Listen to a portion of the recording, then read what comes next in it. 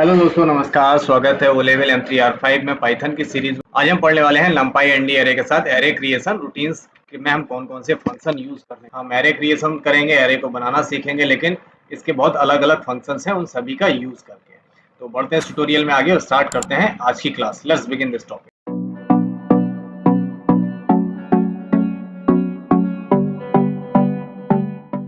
Array creation routines में numpy में array बनाने के लिए कई बिल्ट इन फंक्शन उपलब्ध होते हैं जो अलग अलग आवश्यकताओं के अनुसार एरे को इनिशियलाइज करने में मदद करते हैं। यहाँ पर हम एम्प्टी, आई, आइडेंटिटी, जीरोज और वंस के उदाहरण भी यूज करके देखेंगे।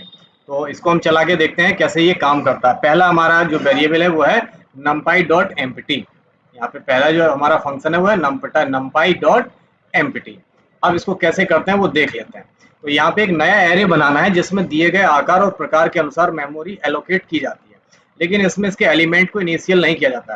यानी अगर हम एम्प्टी फंक्शन यूज कर रहे हैं तो इसमें क्या होता है कि एरे का आकार तो दे सकते हो और उसी के हिसाब से ये बन भी जाएगा, लेकिन एलिमेंट आप नहीं दे सकते हो। आप ब्लैंक एरे बनाने के लिए इसको यूज करते हैं कि आपको एक मेमोरी दे दी कि आपको 10 बनाने, 10 लाख मेमोरी तो मिल जाएगी, लेकिन इसमें वैल्यू इनिशियल आप नहीं कर सकते हो, आप वैल्यू नहीं दे सकते। इसका यूज क्यों करते हैं? जब हम एरे को बाद में भरने की योजना बना रहे होते हैं तो प्रारंभिक वैल्यू की आवश्यकता नहीं होती है, तब ये उपयोग किया जाता है। यानी हमें ये पता है कि हम इन फ्यूचर उसमें वैल्यू डालेंगे, तब हम इसका एम्प्टी का यूज करते हैं कि भाई अभी खाली बना दो, बाद में हम वैल्यू डाल देंगे, तब हम डॉट एम्प्टी फंक्शन का यूज करते हैं। कैसे करेंगे उसके लिए प्रोग्राम बनाया है मैंने, देखिए।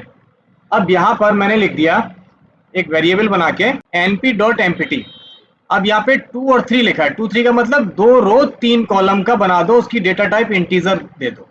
यानी एक एरे बना दो 2 और 3 का, 2 3 मतलब 2 रो 3 कॉलम का बना दो, और यहाँ पे हमने उसे प्रिंट करवा दिया। अब यहाँ पे जब ये प्रोग्राम चलेगा तो उसमें क्या होगा कि इसके जो एलिमेंट होंगे वो अनिश्चित होंगे, क्योंकि वो इनिशियल नहीं, मतलब अनिश्चित का मतलब इसमें वो क्या डालेगा हमें कोई आइडिया नहीं हो। इसको जब चला के देखेंगे तब आपको आसानी से समझ में आ जाए। एक वेरिएबल बनाया है a = और यहाँ पे मैंने यूज किया np.empty और यहाँ पे मैंने दे दिया 2 3 और यहाँ पे मैंने प्रिंट करवा दिया a को।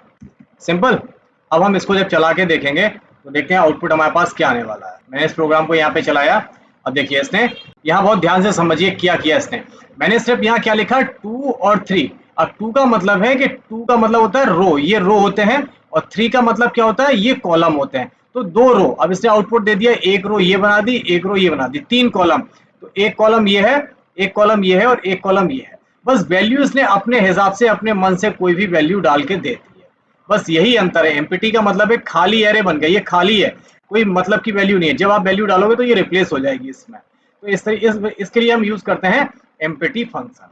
अगर मैं यहाँ पे लिख देता इस तरीके से, यहाँ पे कॉमा लगा के लिख दूं कि डी टाइप = इंटीजर और सेव करके चलाऊं यहाँ पे, अब देखेंगे क्या वैल्यू स्टोर कर। अब ये इंटीजर टाइप की वैल्यू दिखाएगा। देखिए ऊटपटांग टाइप की वैल्यू आएगी, लेकिन है इंटीजर।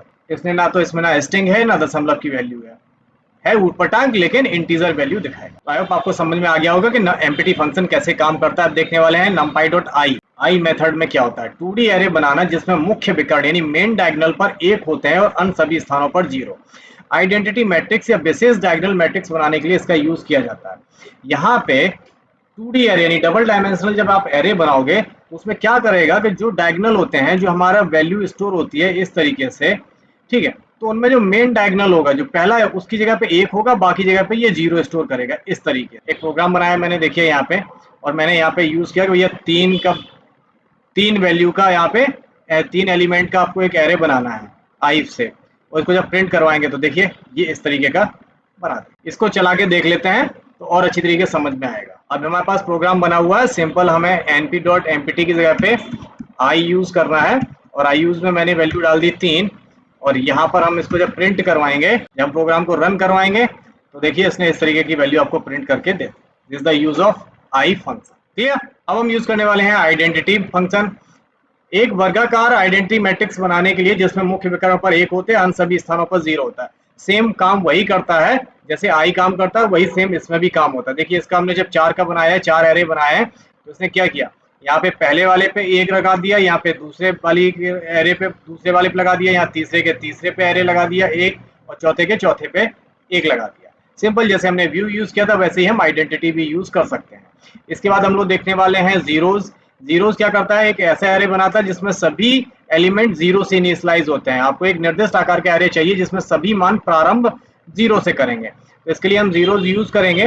और यहाँ पे मैंने 2 रो 3 कॉलम का बनाया है, तो यहाँ पे देखिए इस तरीके का ये हमें एरे बना के देगा। यहाँ पे सबको जीरो कर देगा वो, सिंपल सी बात। यहाँ पे 2 रो 3 कॉलम है, तो एक रो ये हो जाएगी, एक रो ये हो जाएगी, सारे कॉलम यहाँ पे 0 0 से इसने कर दिया। क्लियर? तो व्यू, आइडेंटिटी और जीरोस कैसे काम करता है ये समझ में आ गया होगा आपको।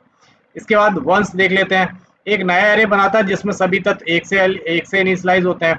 यहाँ पे हम वंस का यूज करेंगे तो क्या करेगा, वो सबको 1 1 बना देगा। सिंपल। क्लियर? इस तरीके से हम ये भी यूज कर सकते हैं। इसके बाद हम फुल फंक्शन यूज करेंगे।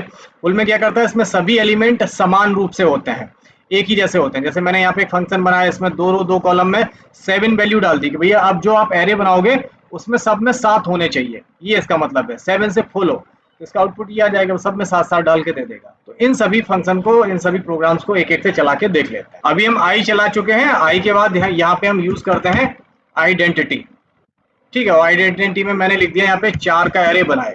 तो यहाँ पे सिंपल वो क्या करेगा कि एरे 4 की जगह पे 3 की जगह पे 4 का बना दिया। पहले पे यहाँ पे 1 डाल दिया, यहाँ दूसरे पे 1 डाल दिया, यहाँ तीसरे पे 1, यहाँ चौथे पे 1 डाल दिया। आइडेंटिटी के बाद हम यहाँ यूज करते हैं जीरो। अब जीरो में मैंने लिख दिया यहाँ पे कि आप भैया एरे बनाओ 2 कॉलम 3 रो का। तो यहाँ पे 2 कॉलम होंगी, 3 रो होगा, तो सब में अब यहाँ 2 कॉलम और 3 रो का जब बना के देखेंगे तो क्या देखिए इसमें जीरोस क्या करता है कि ये जो भी एरे बनाएगा वो सब में 0 0 डाल के आपको दिखा देगा। Is the use of zero. Zero के बाद हम यूज करने वाले हैं वंस। तो वंस क्या करेगा, वंस 0 की जगह पे 1 डाल के आपको प्रिंट करा देगा। सिंपल। इसी की जगह पे हम यूज करते हैं फुल। बस फुल में हमें एक नंबर दे देना होता है कि आप इसमें क्या डाल के आप फिल वैल्यू बतानी होती है, कौन सी वैल्यू फिल कर दें। तो अब यहाँ पे एरे बनाएगा, उसमें 7 डाल के एरे बना के दे देगा। सिंपल है। क्लियर? इस तरीके से हम एनडी एरे के साथ इन सारे फंक्शंस का यूज कर सकते हैं। आई होप आप लोगों को समझ में आ गया होगा कि कैसे हम इन सारे फंक्शंस को के साथ एरे क्रिएशन कर सकते हैं।